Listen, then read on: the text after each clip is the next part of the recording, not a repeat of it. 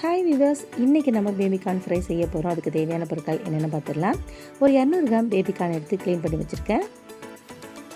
மிளகாத்தூள், சோள மாவு, அரிசி மாவு, காஷ்மீரி சில்லி தூள், சால்ட், இஞ்சி பூண்டு பேஸ்ட், தயிர், தேவையான அளவு எண்ணெய். முதல்ல ஸ்டவ்வை பற்ற வச்சுக்கோங்க. ஒரு பாத்திரத்தில் தண்ணி வச்சுக்கோங்க. அது தேவையான அளவு தண்ணி சூடானதுக்கப்புறம் பார்த்திங்கன்னா இந்த பேபிகார்னை அதில் போட்டு நல்லாவே கொதிக்க விடுங்க. ஒரு பாதி வெந்ததுமே நம்ம இந்த பேபிகார்னை எடுத்துக்கலாம். இப்போ நல்லா வெந்துருச்சு.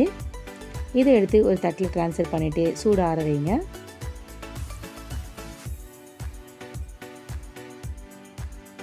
சூடு ஆறினதுக்கப்புறம் எடுத்து நம்ம இதை குட்டி குட்டி பீஸாக கட் பண்ணிக்க போகிறோம். இந்த மாதிரி நீல வாக்கில் நீட்டாக கட் பண்ணிக்கோங்க. இப்போ எல்லாத்தையும் கட் பண்ணியாச்சு. இதை நம்ம எடுத்து ஒரு பவுலில் ட்ரான்ஸ்ஃபர் பண்ணிக்கலாம்.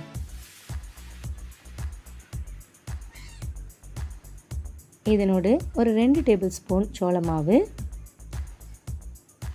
ஒரு 1/2 டேபிள் ஸ்பூன் மிளகாத்தூள், ஒரு 1/4 டேபிள் ஸ்பூன் ரெட் சில்லி தூள், தயிர் 1/2 ஸ்பூன்,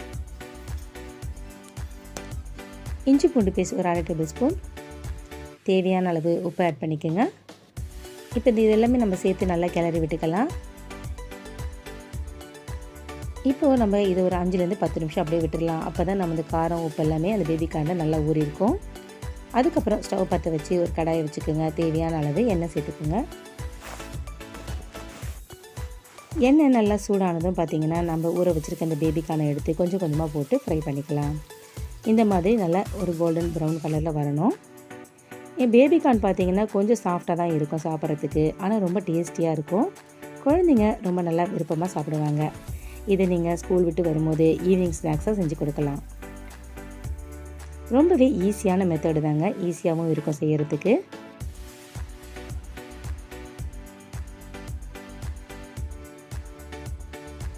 இதை நம்ம ஒரு பிளேட் எடுத்து ட்ரான்ஸ்ஃபர் பண்ணிடலாம்.